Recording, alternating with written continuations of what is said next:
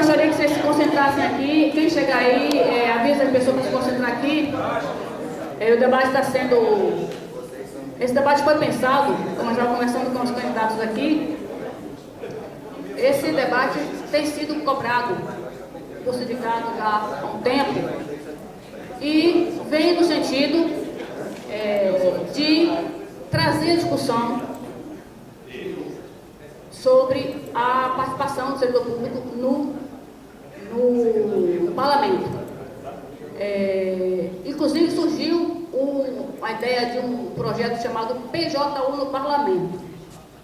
Nós, da direção do sindicato, já nos declaramos contra esse projeto, porque a gente acha que ser servidor público não basta para se certificar de compromissos do candidato com a classe. Porque além da categoria, nós fazemos parte de uma classe. Então, houve essa cobrança de novo, de que chamasse o candidato da categoria para o debate, e uma comissão de servidores que propôs no União Sindicato partiu dos servidores, majoritariamente do TRT, e nós estabelecemos consensualmente que seria sim, prioritariamente para a categoria, mas abriria para quem mais quisesse. Então, conversamos com os candidatos ali e ficou acordado de que os candidatos da categoria sentarão à mesa, porém o tempo será o mesmo de todos os outros aqui presentes. Então, houve uma concordância com todos aqui sobre isso. Porque também não tínhamos nem como saber quantos viriam, porque o debate foi colocado no Facebook e foi mais de 1000 acessos, mas não tinha como ter esse controle. Então, não há nenhum tipo de discriminação de quem não for da categoria, mas existe um perfil, um formato, onde foi gestado esse debate. Mas o tempo de vocês será o mesmo a todos aqui, todos os demais. Tudo bem? Então, pessoal, com isso, a gente inicia chamando aqui para a mesa os candidatos aqui da categoria que veio aqui, né? Porque certamente foram convidados outros, mas que a gente não teve resposta. Então, Hilton Coelho, candidato para estadual pelo PSOL, servidor do TRT. Muito obrigado pela presença. Hilton, grande companheiro. Hilton é operador de História, servidor do TRT5, já é vereador por 2 gestões e está agora concorrendo a deputado estadual. Francisco Filho, servidor da Justiça Militar, candidato a deputado federal pelo Partido Patriota. O currículo é extenso, não vou ler tudo, mas ele pode falar aqui um pouco sobre isso. Ele é graduado em Direito, é especialista em Previdência, né, Previdência Pública, e está licenciado da direção do sindicato nesse momento. E participou da direção anterior também, assim como muitos também da direção anterior. Cadê?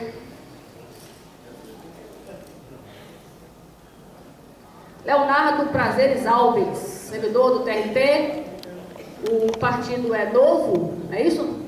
Novo, ele é graduado em Engenharia Elétrica e Direito e também fez parte da direção do sindicato na edição anterior, está sendo candidato a deputado federal. E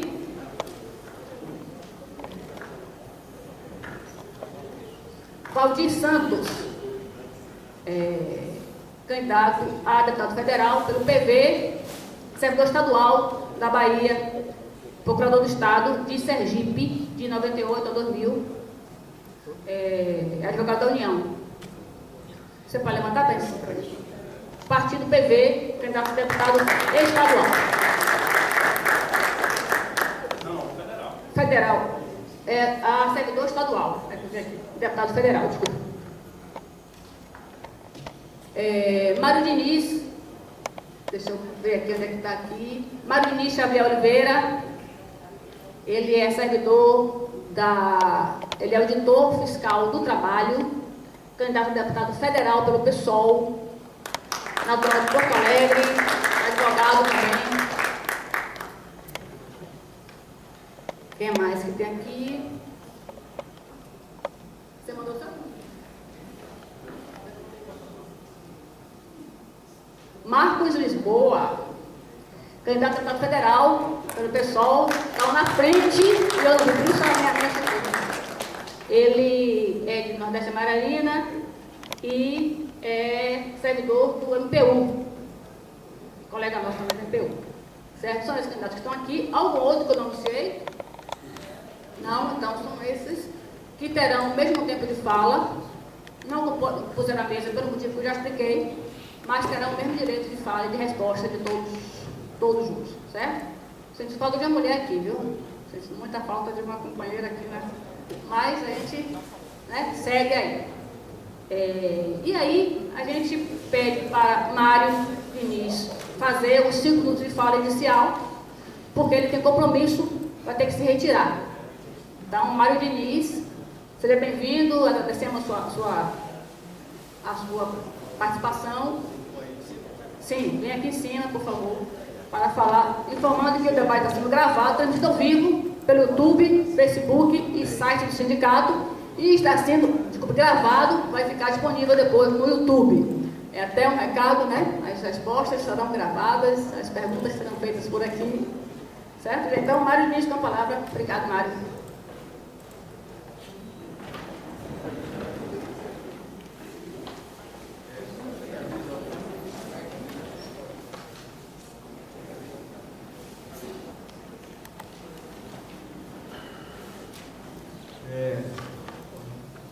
Bom dia a todos, aliás, boa tarde, né? Eu não almocei, bom dia aí.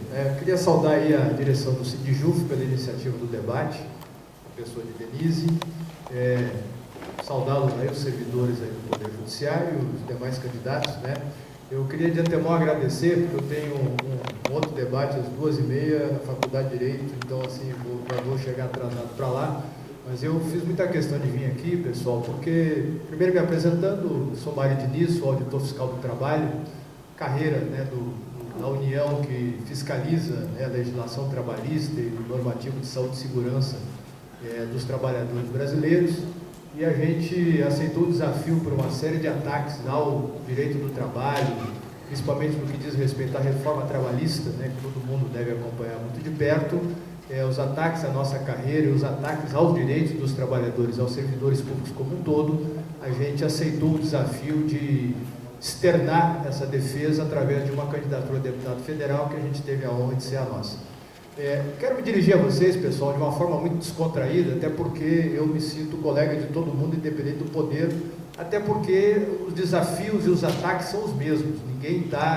Todo mundo está acompanhando, sabe muito bem a dificuldade que o servidor público como um todo, tanto federal, quanto estadual, quanto municipal, vivem frente a essa crise de projetos no país.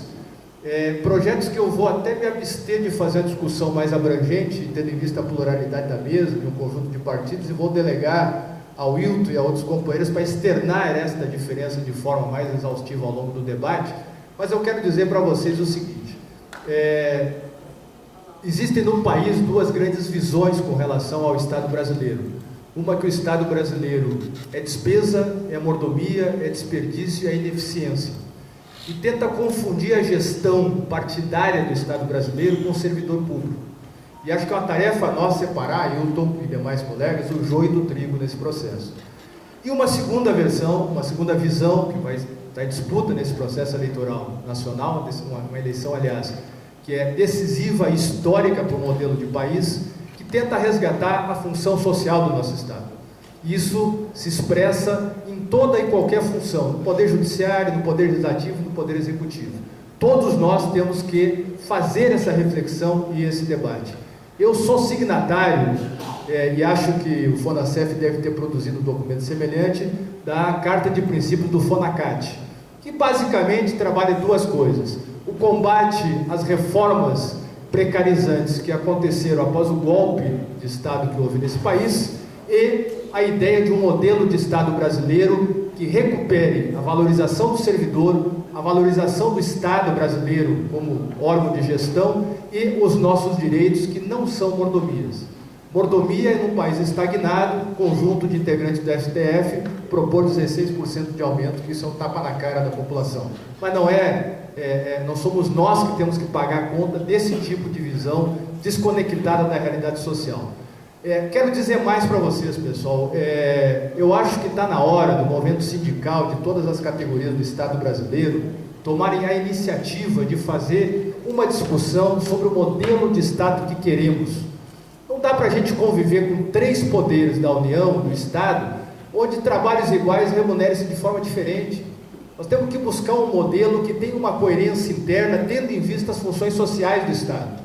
E isso não quer dizer o debate liberalizante de Estado, da intervenção mínima de Estado, não é nada disso, mas acho que nós temos que tomar ofensiva, porque caso impere nesta eleição de 2018 uma visão da retirada do Estado brasileiro, nos prepararemos para o pior, que é uma profunda reforma administrativa atacando o cerne das nossas conquistas e dos nossos direitos. Portanto, a gente não pode incorrer no erro que incorreu, por exemplo, na questão da reforma trabalhista, onde não se tomou a iniciativa de se defender um projeto de preservação dos direitos dos trabalhadores e modernização das relações de trabalho, e depois assistimos o que aconteceu.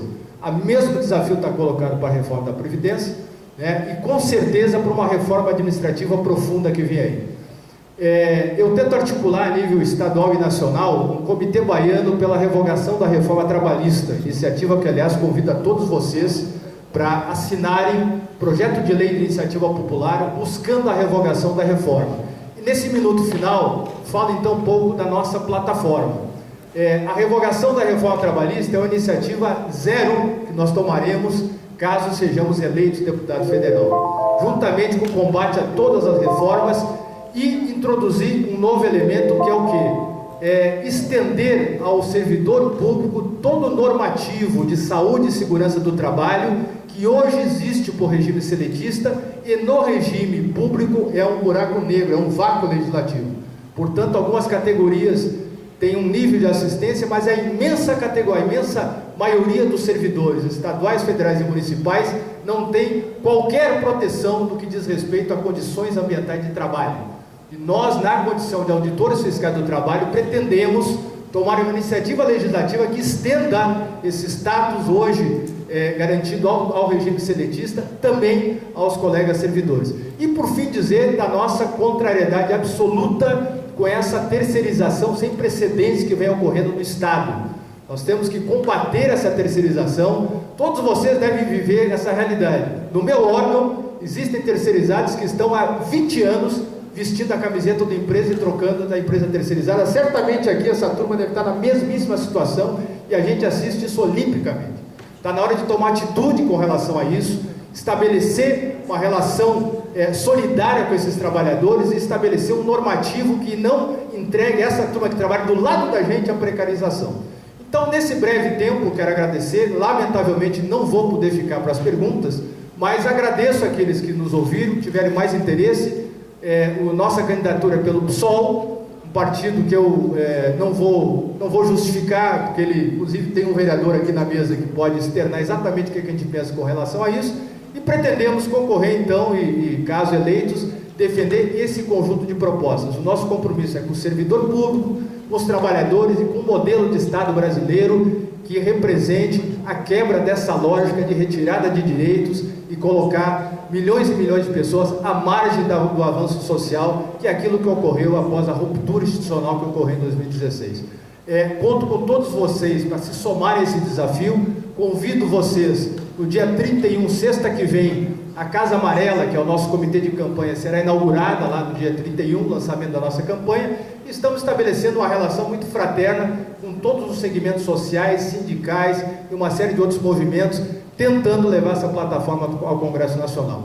Me despeço aqui, parabenizando mais uma vez o Sindijuf por essa iniciativa, e não se espante com o plenário vazio, porque isso é fruto da apatia e da desesperança que tomou conta de todo mundo no que diz respeito à representação política dos brasileiros. Nós temos que combater essa apatia sob pena de pagarmos um preço muito amargo aqui no futuro. Existem novidades que não são novidade nenhuma, que nós temos que ter a coerência de abrir propostas, e quem já é candidato, inclusive, dizer como é que votou na reforma trabalhista, e se posicionar sobre o que fez no Congresso nos últimos 4 anos. Um abraço a todos, viu, meus amigos? Desculpa, é um mau jeito, mas eu não vou poder ficar para o resto do debate, que gostaria muito, tá?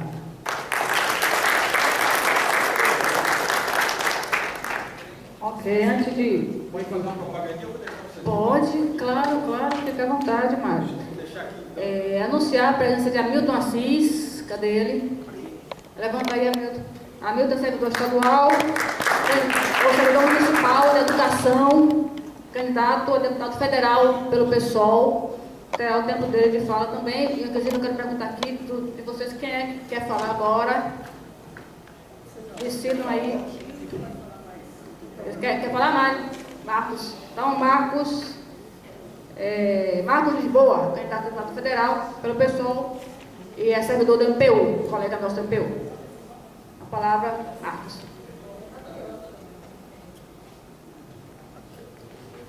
Boa tarde a todos e todas. Parabenizar inicialmente ao Sindijuf pela iniciativa. Isso é uma iniciativa importante para que a gente traga para os servidores públicos, em especial aqui da Justiça, apresentar, né, os candidatos e as propostas que eles pretendem trabalhar se eleitos forem, né? E isso é importante porque traz para a discussão, né, um segmento da sociedade, que são os servidores públicos, que a todo instante é escolhido como o responsável pelas mazelas do país, do Estado, do município, né? Eu vou fazer uma breve apresentação e depois eu volto a falar sobre isso. Bom, eu moro no Nordeste de Amaralina, né? Nasci no Nordeste de Amaralina, há 51 anos. Lá militei no movimento comunitário, né? Ainda faço parte de algumas atividades. Ingressei no Ministério Público do Trabalho, que é um dos ramos do Ministério Público da União, há 23 anos. Sou servidor técnico administrativo. E lá comecei a militar também com o sindicato, né? Fui diretor sindical, hoje apenas militante sindical, lá no Sindicato dos Servidores do MPU. Tá? Tenho algumas propostas, algumas bandeiras de luta que pretendo encampar, e uma delas é a defesa do serviço público de qualidade e a defesa dos servidores públicos, né? A todo instante nós sofremos esses ataques.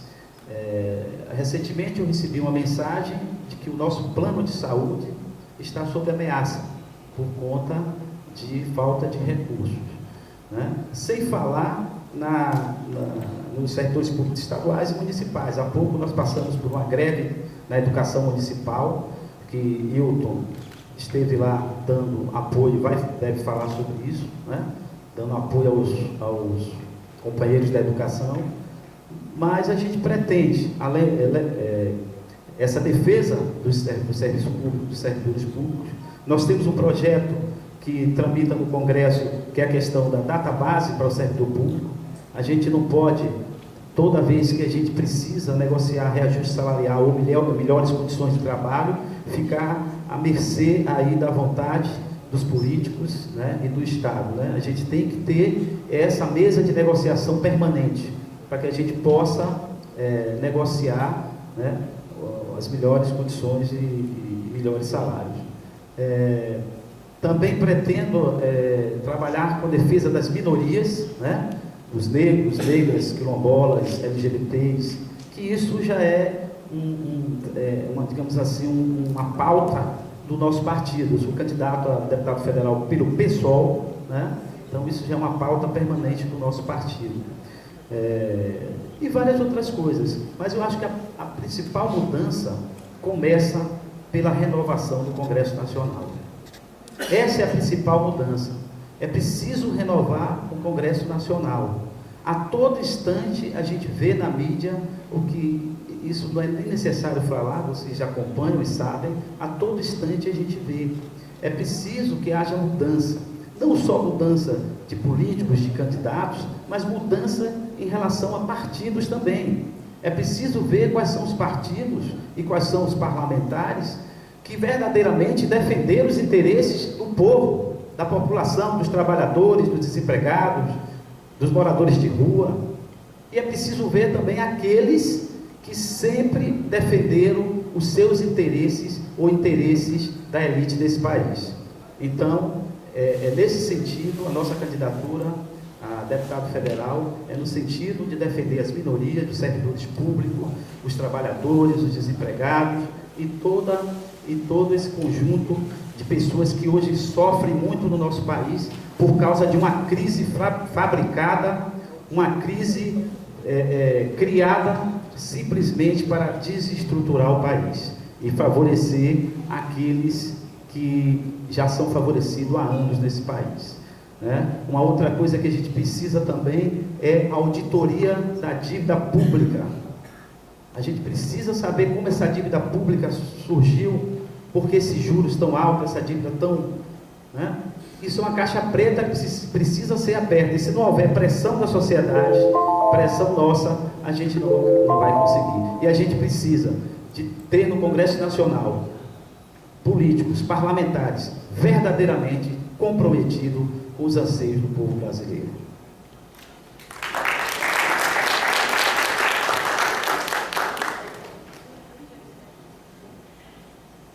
Próximo alguém?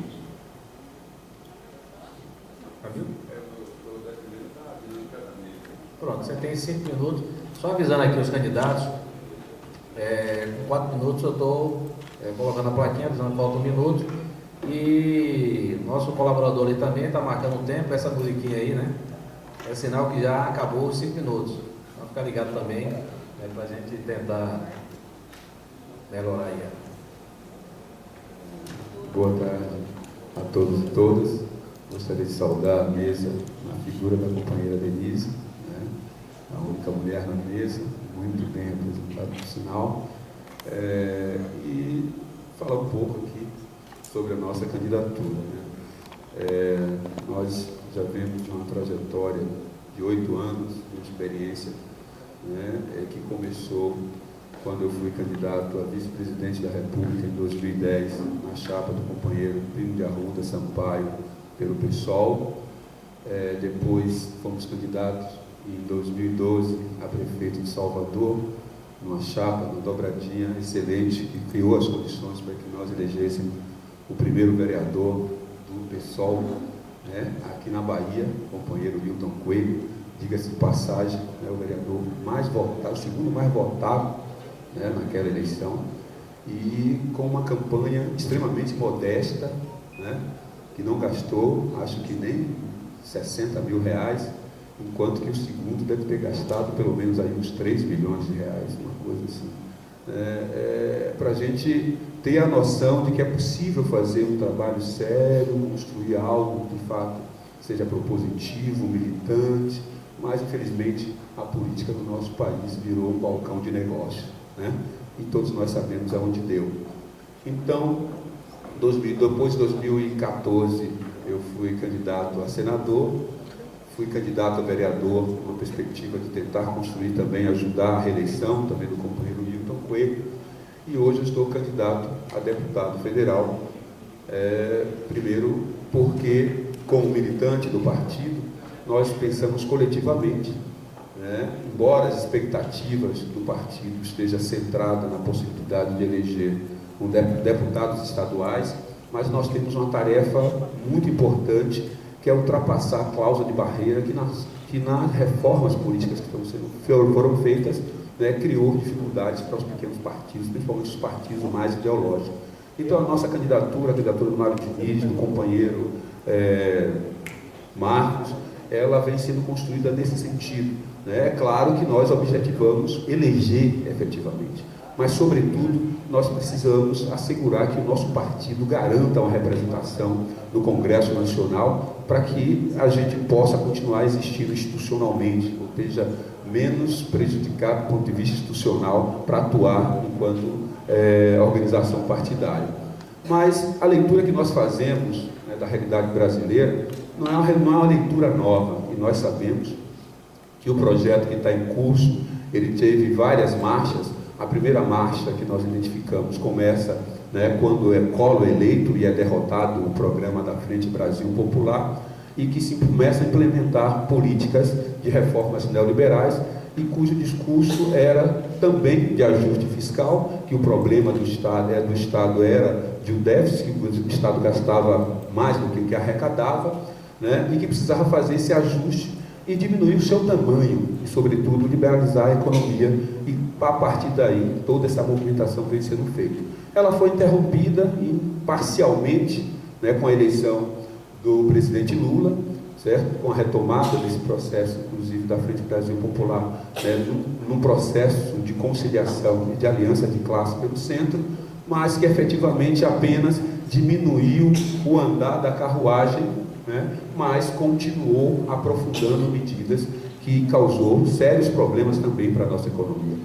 Primeiro, que não continuou a fazer um processo de privatização, que foi extremamente, principalmente pegando as privatizações de rodovias, aeroportos, etc., no mesmo sentido, e deixou intocáveis as questões mais estruturais do debate da nossa economia, tanto no plano político, como também no plano econômico.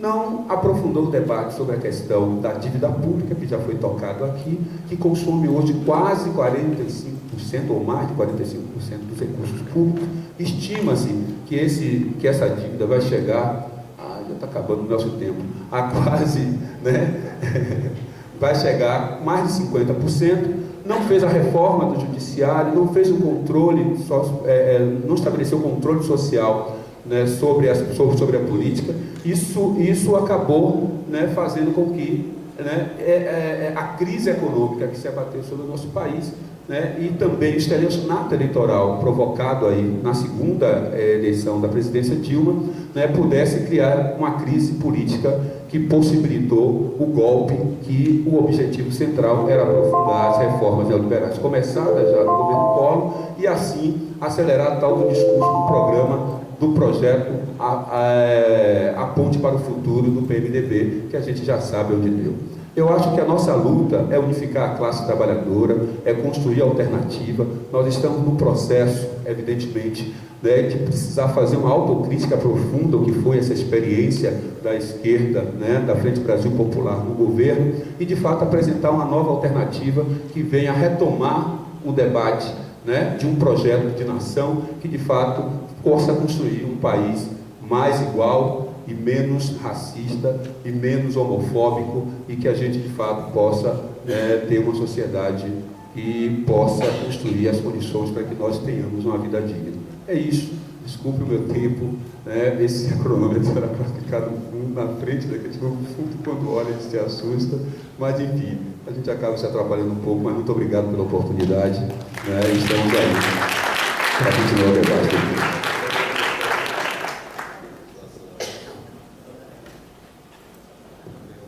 Só um aviso, viu? O chegou depois, depois do bloco de falas iniciais, serão abertas as perguntas e os candidatos responderão as perguntas, independente de estar na mesa ou na plateia. Quem quer o seu próximo, então? Só faltam vocês três, aí não... Leonardo Prazeres, servidor do DRT e candidato a deputado federal, pelo Novo. Boa tarde a todos. Queria iniciar saudando os companheiros Francisco e Hilton, que dividem aqui a mesa, em nome de qual saúdo toda a categoria. Se você perguntasse para mim ano passado se eu iria sair candidato a alguma coisa esse ano, eu diria que você estaria ficando maluco. E o que fez eu mudar de ideia? Eu sou católico e minha vida sempre foi pautada em fazer minha ação social como indivíduo, né, atuante na sociedade. Sempre fui atuante nas ações sociais dentro da minha igreja, e eu achava que isso era suficiente. O problema é que quanto mais a gente trabalhava, quanto mais a gente fazia o bem para as pessoas, mais a pobreza crescia, mais a desigualdade aumentava e mais demandas surgiam para a gente via que era insuficiente o que a gente estava fazendo. E o motivo pelo qual isso é insuficiente é que a política está atrapalhando demais. Nós temos uma classe política deteriorada, uma classe política que só tem projetos pessoais, não tem projetos coletivos, salvo honrosas exceções. Então eu tomei coragem, depois de uma exortação que houve dentro da Igreja Católica, né? O Papa Francisco fez suas homilias e, em resumo, ele disse que a política está ruim, era das pessoas boas. E quando eu vi aquilo, eu me senti culpado por tudo que estava acontecendo, né, hoje no mundo. Então eu criei coragem de começar a pensar no assunto.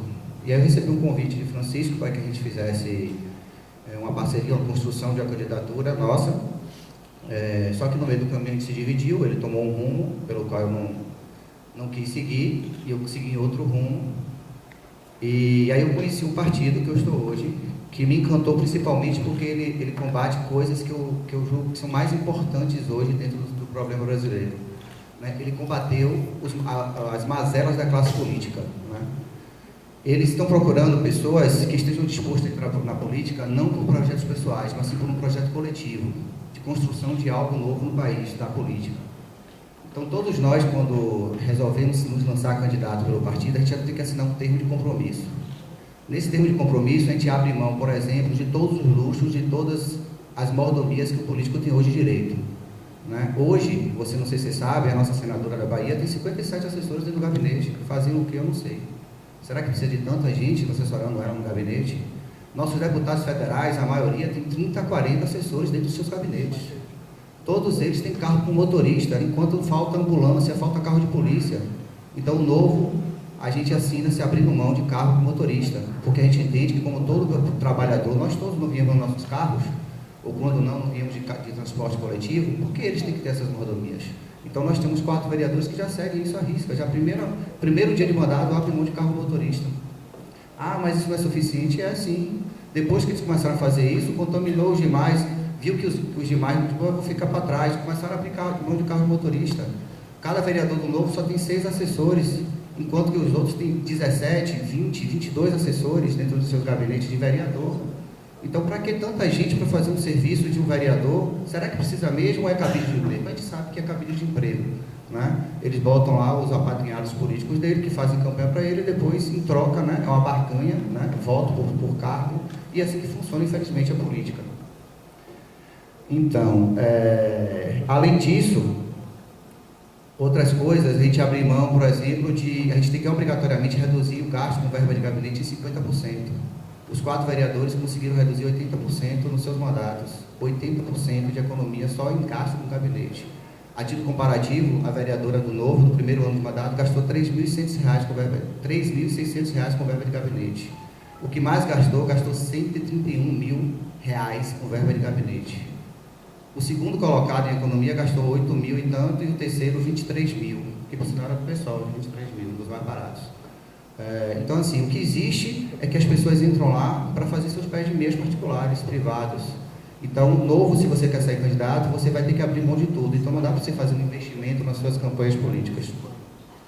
Então, isso foi me atraindo. Além disso, para concluir, o projeto do Novo, que também me encantou, por outro lado, com uma pauta da liberdade econômica, né, de travar a economia para que qualquer um, as pessoas simples, as pessoas pequenas, possam fazer seu pequeno negócio, seu pequeno investimento. Hoje a economia é tão travada que só os grandes conseguem sobreviver. O pequeno não tem chance, ele é engolido pelo grande. Então é necessário a gente destravar, né, essas burocracias que praticamente impedem aos pequenos empresários sobreviverem, para que a gente ache a concorrência real e verdadeira entre as pessoas pequenas com os grandes empresários que aí estão. Além disso, a redução da burocracia, simplificação dos impostos e o fim do foro privilegiado.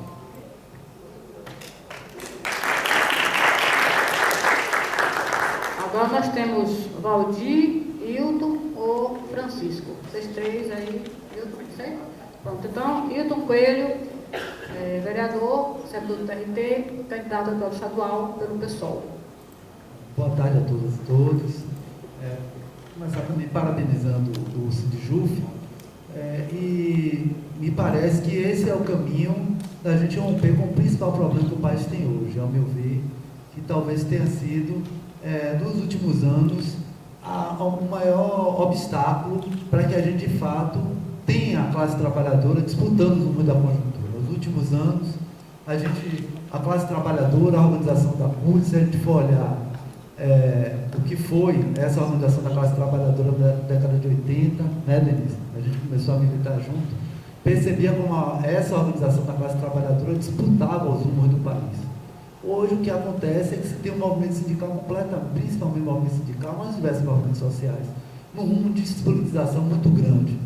Então, iniciativas como essa, mas não só essas, né, são fundamentais para que os debates, como foram apresentados aqui, né, Mário falou aqui sobre a questão da dívida pública, né, Marcos também falou sobre a questão da dívida pública, seja um debate cotidiano dos movimentos sociais. Só dessa forma, saindo da superficialidade, né, do debate que as elites tentam colocar no país, que é esse debate sobre a ética, como se a gente tivesse um problema abstrato de princípio.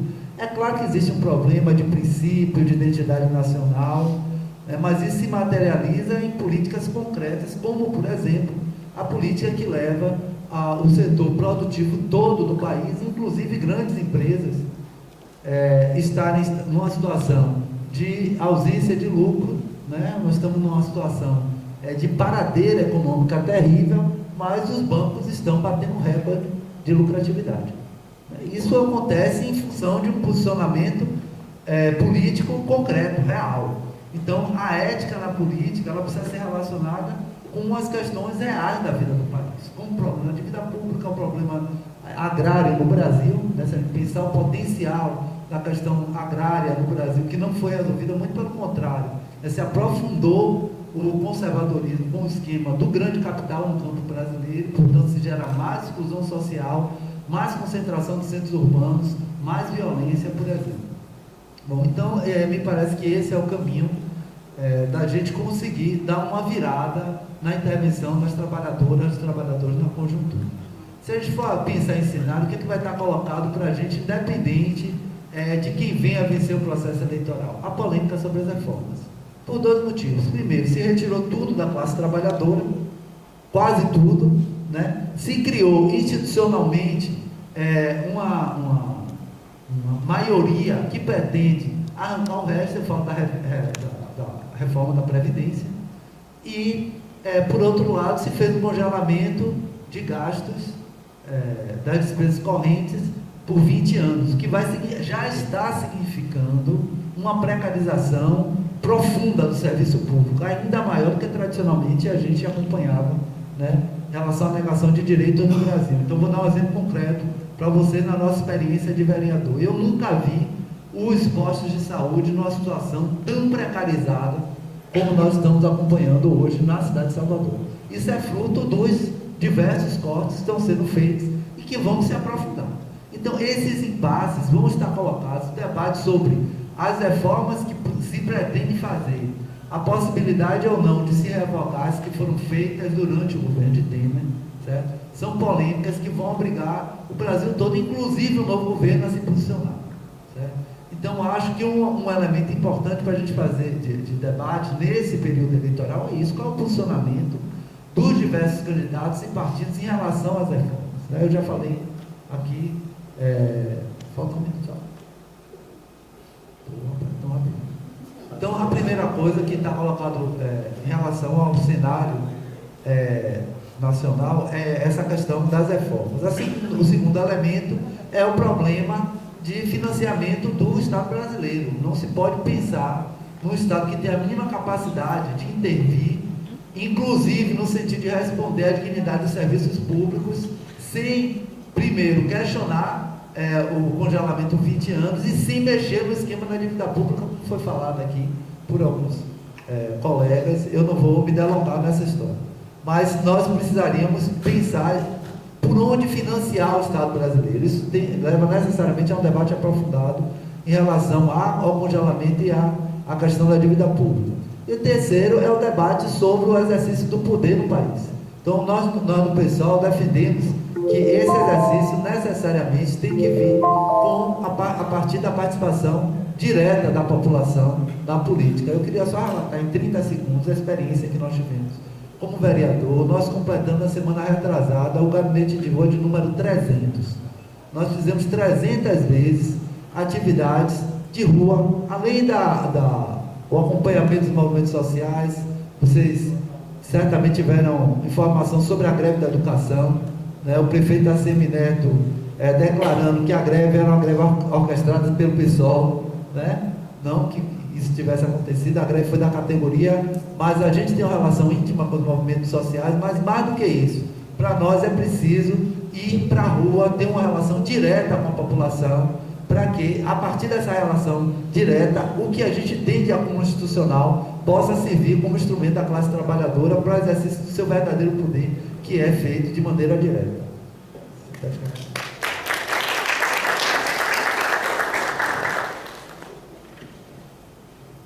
Agora só temos 2 candidatos, né? Francisco e o Valdir.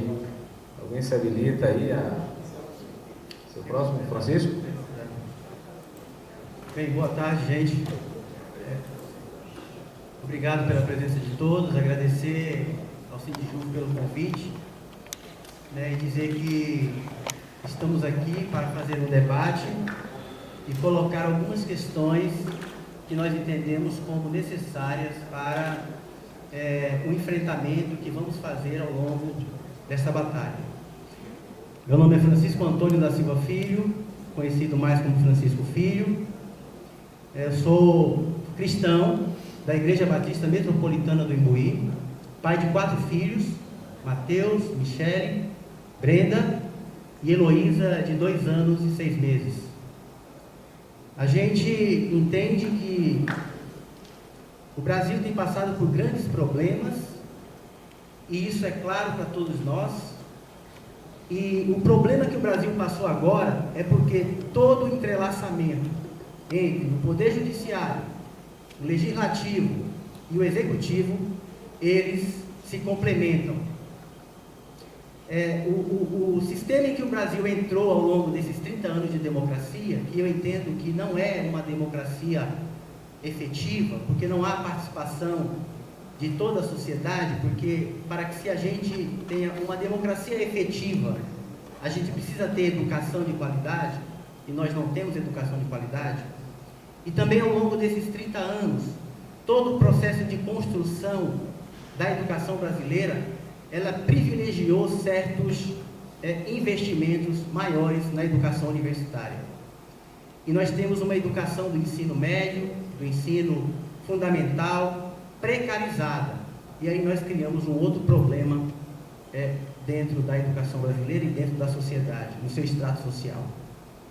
E a gente tem que buscar partir para enfrentar essa falta de igualdade na educação, no ensino no Brasil. E para que isso aconteça, nós temos que defender essa pauta. A educação é um tema que nós temos que enfrentar com grande profundidade, porque eu entendo que ela diminui o custo da segurança pública e ela diminui o custo da saúde pública. Quando nós damos educação à sociedade brasileira e privilegiamos o ensino com igualdade material dentro de sala de aula entre pobres e ricos, nós partimos para tirar também jovens, crianças e adolescentes do crime, que são cooptados pelo crime. Hoje no Brasil, o Estado brasileiro, ele oferece os jovens para a criminalidade, porque a educação no Brasil é uma escola em que o estudante vai para a escola e abandona a escola logo em seguida. Então a evasão escolar, ela contribui muito para esse processo de violência que nós vivemos hoje na sociedade. E um tema que eu gostaria de tocar também é a questão da reforma da Previdência. A reforma que foi proposta pelo governo Temer, a PEC 287/2016, ela é uma reforma que ela faz uma ruptura com o regime previdenciário anterior, esse regime que nós estamos hoje. E toda ruptura de regime jurídico, ela causa um prejuízo muito grande àqueles trabalhadores que estão já no sistema de previdência. Então nós precisamos ir contra essa reforma, porque eu entendo que a reforma, ela não pode ser uma reforma que rompe com o regime passado, porque nós temos trabalhadores que já exerceram por grande tempo essa atividade, já construíram a sua atividade laboral por longo período, e aí eles seriam submetidos novamente a um regime novo, né? Inclusive eu seria submetido a um regime novo. O ano que vem eu completo o tempo de serviço para aposentadoria e seria submetido a um regime novo. Então nós temos que partir para esse enfrentamento, não aceitar a reforma da Previdência. A reforma da Previdência, do jeito que ela foi colocada, inclusive ela faz uma pequena reforma administrativa também. Então é outro ponto que nós temos que atacar. Mas a maior enfrentamento é contra a própria reforma da Previdência. Eu acredito numa reforma uma reforma que possa ter um pedágio, alguma coisa nesse sentido para aqueles que já estão no sistema. Eu acredito que uma reforma da Previdência que faz um novo regime, ela só pode ser colocada para aqueles trabalhadores que vão se iniciar na sua atividade laboral daqui para frente, e não uma reforma que possa fazer uma ruptura, inclusive para aqueles que já estavam no sistema. Então esse é um ponto que eu coloco e a gente pode continuar um debate mais avançado. Entendo eu que a reforma trabalhista, ela tem uma grande conexão com a reforma previdenciária. Por quê? Porque à medida em que o Estado brasileiro... Então a gente continua... Bom, só concluindo assim, né? Na medida em que nós fazemos uma reforma da Previdência, em que os trabalhadores tenham que trabalhar longos anos, nós teremos grandes problemas de condições de trabalho, né? E nós sabemos que o Brasil é o campeão de acidentes de trabalho.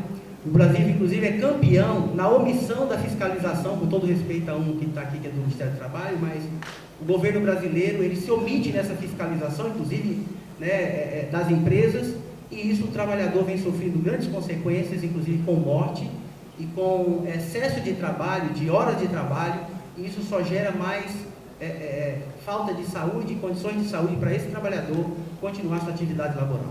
Essas são as iniciais que eu faço.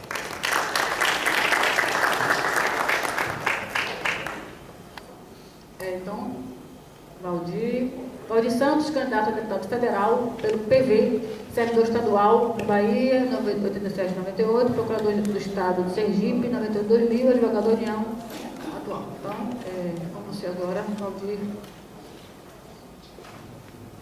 Boa tarde, pessoal. Primeiro, eu agradeço pela oportunidade e, de fato, a gente tem que reconhecer a importância de eventos como esse. Todas as entidades, claro, deveriam utilizar esse meio para esclarecer os seus integrantes e também para divulgar isso com a população.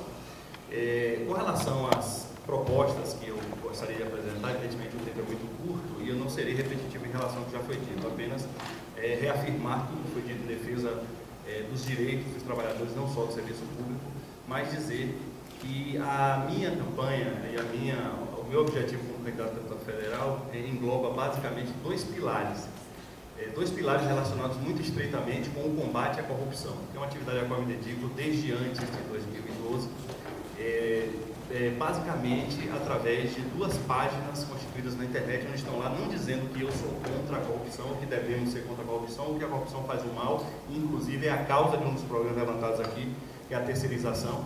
A terceirização é um dos mecanismos mais eficazes de prática da corrupção no Estado brasileiro. Eu hoje sou advogado da União, vivencio isso com muita clareza, fui servidor do Estado de Sergipe como procurador do Estado e antes como integrante da Polícia Militar aqui, ingressei no serviço público aos 18 anos e vejo que esse é o grande problema que nós temos no país. Esse é o problema que é a mãe de todos os problemas. Esse é o problema que impede a saúde, a educação de qualidade, a estrutura das estradas. A gente tem inúmeras estradas na Bahia em que pagamos 8 centímetros e temos 5 centímetros de asfalto e tudo bem, tudo continua como está. Então, de que maneira eu pretendo efetivamente lutar contra a corrupção, ou melhor dizendo, continuar lutando? Através das ideias inéditas e plenamente passíveis de efetividade, descritas no site conselhodecidadãos.com.br e através da renovação verdadeira da política. Eu não me refiro a nós, candidatos, que ainda não fomos eleitos, sermos eleitos. Eu me refiro a começar lá na base, naquele município em que o cidadão honestamente consegue 100, 200 votos e acha que perdeu a eleição para aquele que comprou 500 votos porque não teve votos suficientes. Quando, na verdade, o que falta a ele é a compreensão do sistema eleitoral. Então, para isso, eu criei um site chamado votoválido.org, onde eu explico por que, por exemplo, que os 43 vereadores de Salvador totalizam apenas 21,25% do eleitorado da cidade. Significa dizer que quase 80% da população não votou nos vereadores, assim como a esmagadora maioria dos candidatos dos deputados federais e estaduais eleitos em qualquer lugar do Brasil. Essa esmagadora maioria não teve o voto da maioria dos cidadãos. Então, não é culpa do eleitor. A má representação que nós temos não é culpa do eleitor. É culpa do desconhecimento e da ignorância dos candidatos novos, que servem de escada para os de sempre, para reeleger. A imprensa já está dizendo quem é que vai ser eleito em cada coligação. A maioria de nós aqui, como em geral, não tem chance alguma, a gente só está juntando voto para aqueles que, pelo sistema proporcional, promovem a sua verdadeira reeleição, e que, enquanto nós estamos aqui debatendo ideias, eles estão pelo interior e pela periferia de Salvador comprando voto, comprando apoio, e as pessoas pensando que o pobre é que vende o voto, quando, na verdade, quem vende o voto em eleições gerais, eleição para deputado, são as lideranças ao custo médio hoje de R$200 mil, a depender do tamanho do município. Então, essa luta voltada para o combate à corrupção é a luta que vai impedir que os males que atingem a categoria continuem perdurando em nosso país. E essa luta independe da vitória nessa campanha ou não. Eu, como colega disse aqui também, não seria candidato a deputado somente quando soube que 9 partidos iriam colocar em prática as ideias que eu defendo, a forma de coligação que eu defendo através do votoválido.org. Foi que resolvi me candidatar, né, quando vislumbrei essa possibilidade, o que não aconteceu para mim concretamente, mas eu queria dizer que, concretamente, aí para dar um pouco de um tom mais de debate mesmo a esse evento, eu queria que os candidatos aqui, quando pudesse falar de novo, dissessem se vão ou não vão assumir o compromisso com a transparência, que é uma das 16 formas de combater a corrupção que está lá descrita no site conselhodecidadãos.com.br. Então, eu acho que já é conhecido de Hilton, porque na eleição passada eu propus a ele e a todos os outros vereadores, isso foi muito divulgado, capa do Jornal à Tarde, página inteira no Caderno de Política, dizendo que os candidatos ao Parlamento Municipal, isso a gente fez em 198 cidades, não era uma coisa voltada para aqui apenas, assumissem um compromisso com 10 itens de transparência. Quando eu fui ao presidente do Tribunal Eleitoral, ele disse, todos vão assumir e ninguém vai cumprir. Quando ele leu, ele disse, você tem razão, nenhum candidato vai assumir esse compromisso, porque esse compromisso inviabiliza algumas formas de corrupção praticada no Poder Legislativo. Então era constrangedor ver, por exemplo, amigos presidentes de centro acadêmico que tinham uma relação muito próxima com alguns vereadores candidatos à reeleição que são do meio jurídico, depois de o aluno perguntar pela terceira vez, o senhor vai ou não vai assumir um compromisso com a transparência, ele bloquear o aluno. Nós não tivemos nenhum vereador que dissesse, eu não assino. Todos fugiram, se esconderam, todos os candidatos. Fingiram que não receberam, mesmo tendo print das pessoas, seus próprios eleitores, sendo colocados na página. Então, essa é uma das formas de separar o joio do trigo e mostrar efetivamente, só para finalizar, quem é que quer algo sério, quem quer levar a sério a administração do seu mandato, e com isso fazer com que, efetivamente, a gente possa acreditar que vai fazer algo de sério em favor da coletividade, em favor do povo. Só para finalizar, uma outra ideia concreta, que aí está fora dessa ideia do Conselho de Cidadãos, que é voltada para o combate à corrupção, é a ideia do Conselho do Mandato. Esse Conselho do Mandato dará voz às entidades representativas de classe e também aos cidadãos que individualmente hoje lutam